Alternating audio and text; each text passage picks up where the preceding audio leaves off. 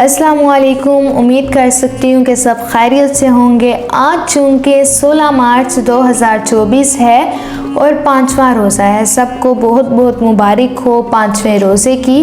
اور آج کے دن کی یہ دعا ہے، اللہم اجعلنی فیہ من المستغفرین واجعلنی فیہ من عبادک الصالحین القانتین واجعلنی فیہ من اولیائک المقربین برأفتک یا ارحم الراحمین۔ یا ایھا الذین آمنوا کتب علیکم الصیام کما کتب علی الذین من قبلکم لعلکم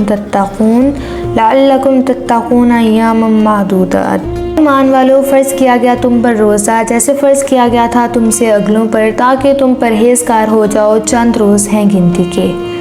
اگر ہم تقوی کا معنی دیکھیں تو تقوی کا معنی ہے نفس کو برائیوں سے روکنا، اور اس کا سب سے بڑا ذریعہ روزہ ہے۔ جیسا کہ ایک صحابی نے حضور اکرم صلی اللہ علیہ وسلم سے عرض کیا کہ اے اللہ کے رسول، مجھے کسی ایسے عمل کا حکم دیجیے جس سے اللہ تعالیٰ مجھے نفع دے۔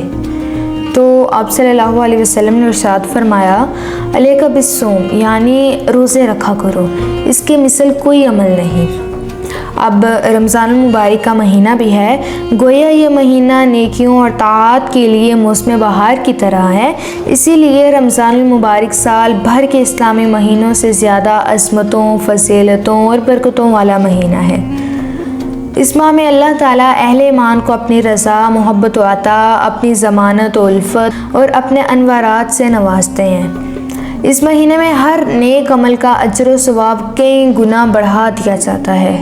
اس ماہ میں جب ایمان اور احتساب کی شرط کے ساتھ روزہ رکھا جاتا ہے تو اس کی برکت سے پچھلی زندگی کے تمام صغیرہ گناہ معاف ہو جاتے ہیں، اور جب رات کو قیام تراویح اسی شرط کے ساتھ کیا جاتا ہے تو اس سے بھی گزشتہ تمام گناہ معاف ہو جاتے ہیں۔ اس ماہ میں ایک نیکی فرض کے برابر اور فرض 70 فرائض کے برابر ہو جاتا ہے۔ ماہ کی ایک رات جسے شب قدر کہا جاتا ہے وہ 1000 مہینوں سے افضل قرار دی گئی ہیں۔ رمضان کا روزہ فرض اور تراویح کو نفل سنت مؤکدہ بنایا ہے۔ یہ صبر کا مہینہ ہے اور صبر کا بدلہ جنت ہے۔ یہ ہمدردی اور خیر خواہی کا مہینہ ہے۔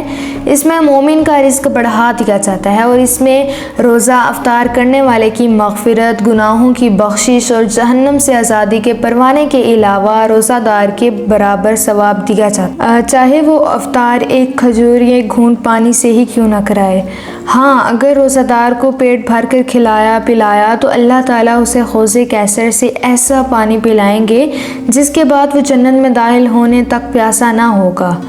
اس ماہ کا پہلا عشرہ رحمت، دوسرا مغفرت اور تیسرا جہنم سے آزادی کا ہے۔ جس نے اس ماہ میں اپنے ماتحتوں کے کام میں تخفیف کی تو اللہ تعالیٰ اس کے بدلے اس کی مغفرت اور اسے جہنم سے آزادی کا پروانہ دیں گے۔ پورا سال جنت کو رمضان المبارک کے لیے آراستہ کیا جاتا ہے۔ عام قانون یہ ہے کہ ایک نیکی کا ثواب 10 سے لے کر 700 تک دیا جاتا ہے، مگر روزہ اس قانون سے مستثنیٰ ہے۔ اللہ تعالیٰ کا ارشاد ہے، روزہ صرف میرے لیے ہے اور اس کا اجر میں خود دوں گا۔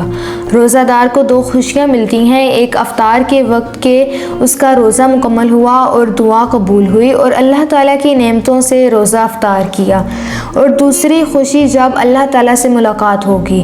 روزہ دار کے منہ کی بو جو معدہ کے خالی ہونے کی وجہ سے آتی ہے، اللہ تعالیٰ کے نزدیک مشک سے بھی زیادہ خوشبودار ہے۔ روزہ اور قرآن مجید دونوں بندے کی شفاعت کریں گے اور بندے کے حق میں دونوں کی شفاعت قبول کی جائے گی۔